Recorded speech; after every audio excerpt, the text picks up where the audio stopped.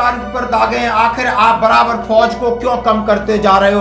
और अभी आपके पास खतरा बढ़ गया है। पहले खतरा आपके पास पाकिस्तान था, चीन था, बांग्लादेश उभरा है। यानी पहले 2.5 मोर्चे पर लड़ रहे थे, अब 3.5 मोर्चे पर आपको लड़ना है। हम फौज की नफरी बहुत ज़्यादा है, कम करो, पैसा बड़ा लग रहा है, पेंशन देनी पड़ रही है। फौज की पेंशन में आपको तकलीफ होती है? तो ये जो है ये बड़ा गलत विचारधारा है। हमको दोनों चाहिए, हथियार भी चाहिए, मैन पावर भी चाहिए। चुनौती का समय है। 2.5 फ्रंट वॉर से 3.5 फ्रंट वॉर आ गई।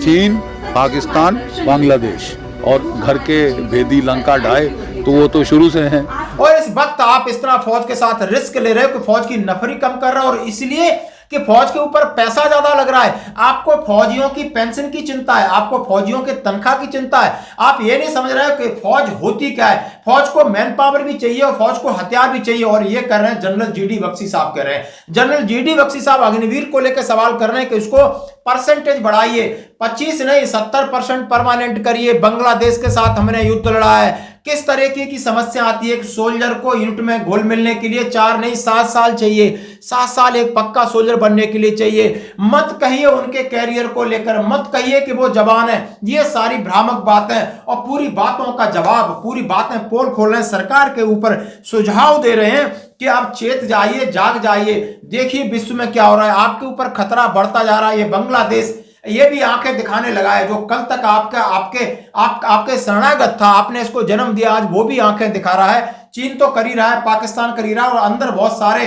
ये अग्निवीर का जो रीज़न ये था कि आज के दिन हमारी जो तनख्वाह का बिल है 1,06,000 करोड़ है, और जो पेंशन का बिल वो 1,11,000 करोड़। ठीक है साहब, तो कब तक ये चल सकता था? कुछ ना कुछ तो करना ही था। लेकिन जो कुछ किया गया, मेरे मत में वो थोड़ी जल्दबाजी में किया गया।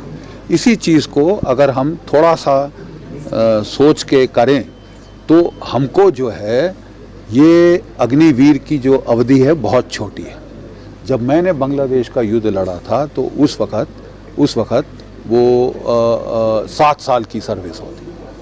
उसमें आदमी ट्रेन ठीक से होता है, घुल मिल जाता है यूनिट में, बॉन्ड्स बन जाते हैं और वो लड़ाई के मैदान में काम आते हैं।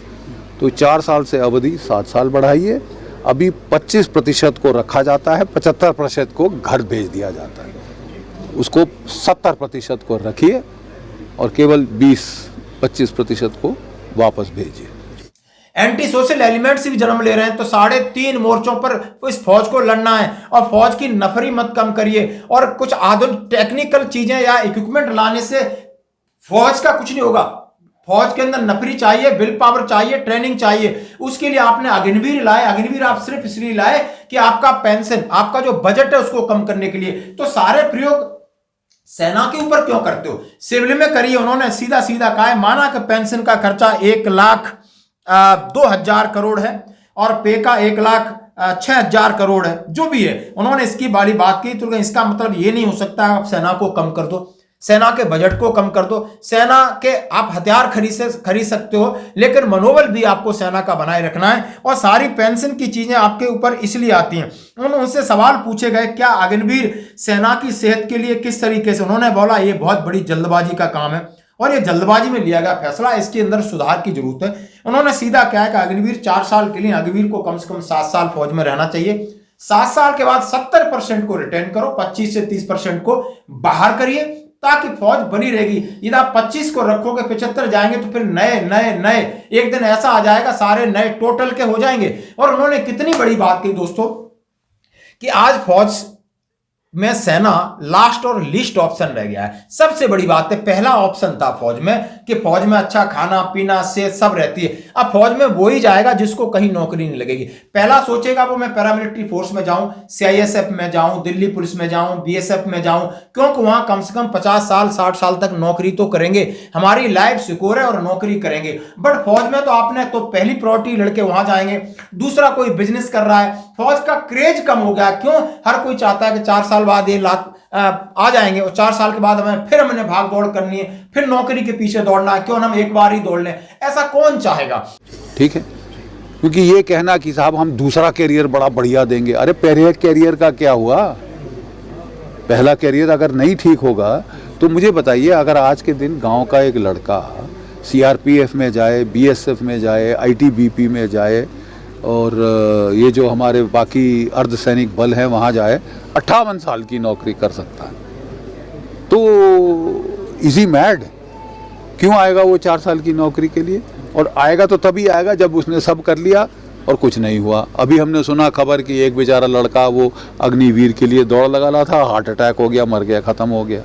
मतलब फिर आपको ऐसे बेचारे लोग मिलेंगे जो कि वो बोले ना कि सब जगह छट गए, कहीं और नहीं हुआ तो साहब चलो फौज चलो। इसलिए आपने जो गांव में देखा, उन्होंने कहा बहुत सारे लोग इंस्टीट्यूट बंद हो गए, फौज में जाने का क्रेज कम हो गया अग्निवीर के नाम पे। ये बात तो हुई है जो कि जमीनी हकीकत है, जनरल बख्शी साहब कह रहे हैं दोस्तों।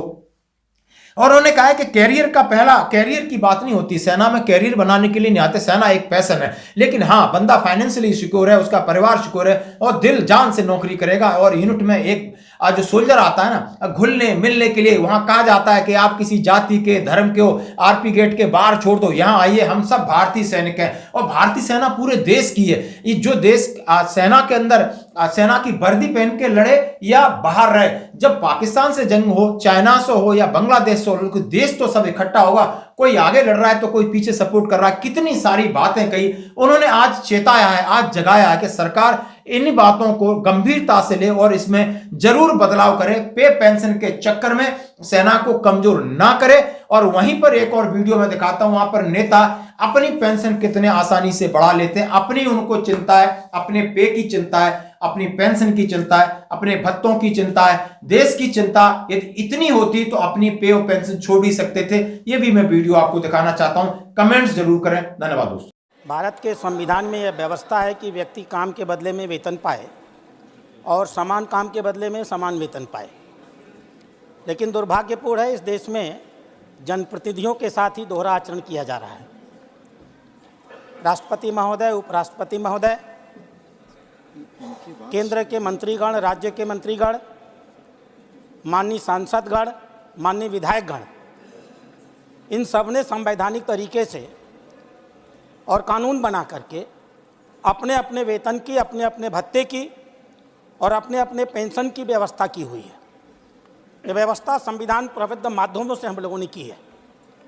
लेकिन दुखद है, इस देश में लाखों की संख्या में ऐसे जमीनी जनप्रतिनिधि हैं जो जमीनी धरातल पर बहुत महत्वपूर्ण काम करते हैं। विकास की जो भी योजनाएं हम यहाँ बनाते हैं, जमीनी धरातल पर उनको लागू करने का काम वही करते हैं। वो प्रत्यक्ष जनता के संबंध में रहते हैं।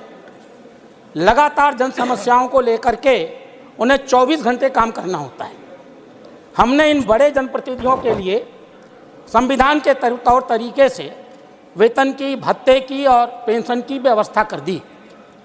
भारत अकेला ऐसा देश होगा शायद जिसने संवैधानिक रूप से 73वें और 74वें संशोधन के माध्यम से ग्रामीण और शहरी क्षेत्रों में लोकतंत्र का विकेंद्रीकरण किया और स्थानीय निकायों को चलाने के लिए जनप्रतिनिधियों की संवैधानिक रूप से व्यवस्था की।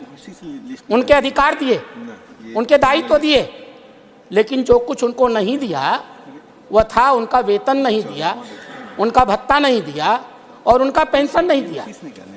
मैं जानना चाहता हूं इस सदन से, इस सौतेले और इस दोहरे आचरण का आधार क्या है?